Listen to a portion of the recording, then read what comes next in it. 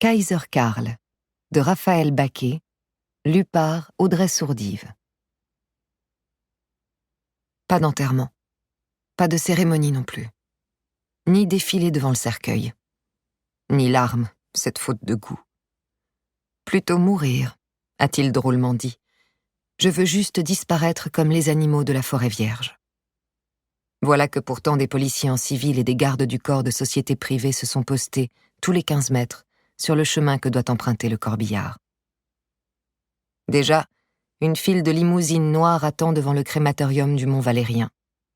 Ces chauffeurs en costume slim, ces mannequins qui remontent l'allée perchés sur leurs talons, ces patrons propriétaires des grandes maisons de couture qui se hâtent, on croirait à une Fashion Week funèbre. Quelques minutes auparavant, un petit groupe d'intimes s'est réuni devant le cercueil noir, ouvert.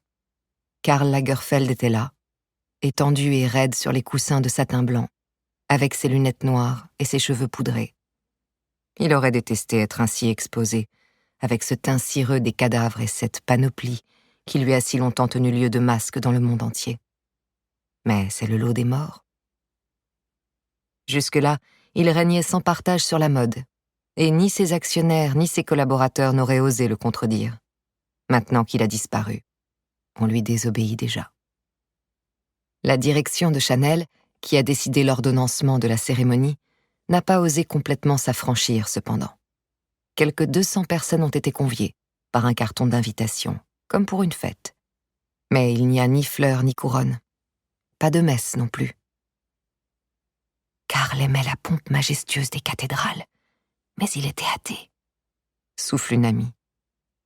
L'endroit est sinistre et laid, sans les décors grandioses, les bouquets et les lumières qui ont servi d'écrin ces dernières années au défilé du couturier.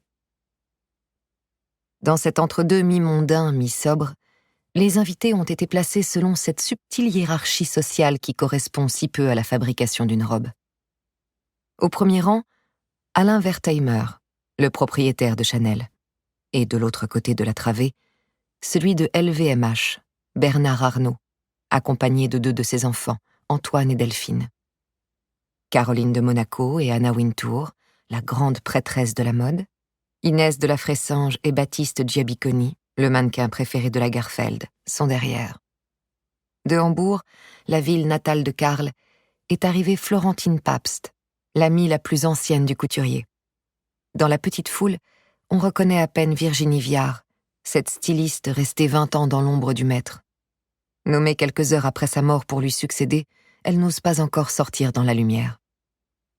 Derrière l'aéropage de célébrités, enfin, voici les premières d'atelier. Elles ont passé tant d'heures, un genou à terre, à piquer des épingles dans des étoffes sublimes. Elles seules connaissent le labeur d'artisan pour dessiner une collection et faire fleurir d'un rouleau de soie une blouse floue et légère. Plusieurs d'entre elles pleurent. Mais elles ne sont qu'une poignée dans les travées. La plupart des ouvrières de la haute couture n'ont pas été conviées. C'est une cérémonie étrange. Rien ne ressemble au défunt.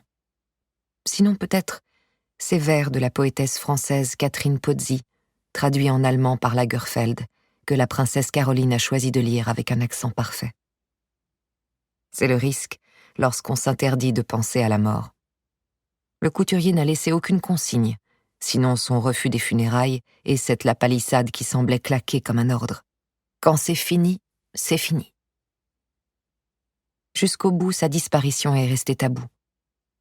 Même ce mardi matin, 19 février 2019, où le styliste s'est éteint à l'âge de 85 ans dans une chambre de l'hôpital américain à Neuilly, où il avait été transporté la veille, son entourage a paru pris de court.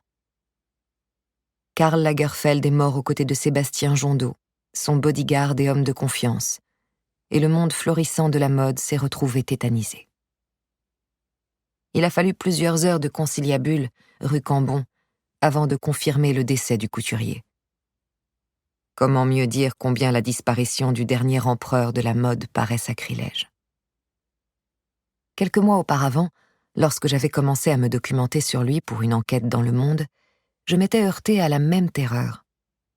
Ce n'est pas pour une nécrologie, n'est-ce pas ? S'étaient effrayées ses collaboratrices. Même le puissant Bernard Arnault, avec son allure froide de squale glissant dans les profondeurs, avait vivement confirmé que Lagerfeld disait vrai. Chez Fendi, propriété de LVMH, dont Karl dessinait les collections de fourrure depuis 1965, le contrat était à vie. D'un coup de dent, le redoutable patron de LVMH avait déchiqueté toutes les rumeurs de succession en s'écriant « Je ne veux pas l'envisager. D'ailleurs, nous n'en parlons jamais. Le seul cas semblable à celui de Karl, c'est le pape, vous savez. » Pape, empereur, Kaiser, et pas une biographie. C'est ce qui m'a d'abord frappé. Cet homme au carrefour des cercles du pouvoir, de l'argent, des médias et de la mode est resté parfaitement secret. On ne peut pas dire pourtant que son visage, son allure, son accent soient inconnus du monde. Des années auparavant, lors d'un reportage au fin fond de la Chine, alors que je m'étais perdue, j'avais été secourue par un paysan au volant d'une vieille guimbarde. Son visage était parcheminé, il portait un bleu de travail usé, nous parlions par gestes. Épinglé sur le revers de sa veste, brillait cependant un pins incongru. J'avais aussitôt reconnu la silhouette fine, les lunettes noires et la queue de cheval blanche. Mais cette icône clinquante jusque dans les campagnes chinoises était un mystère. On l'identifiait partout, et partout, il avait empêché qu'on sache vraiment qui il était. Lagerfeld lui-même, lors de notre rencontre, sembla sur ses gardes.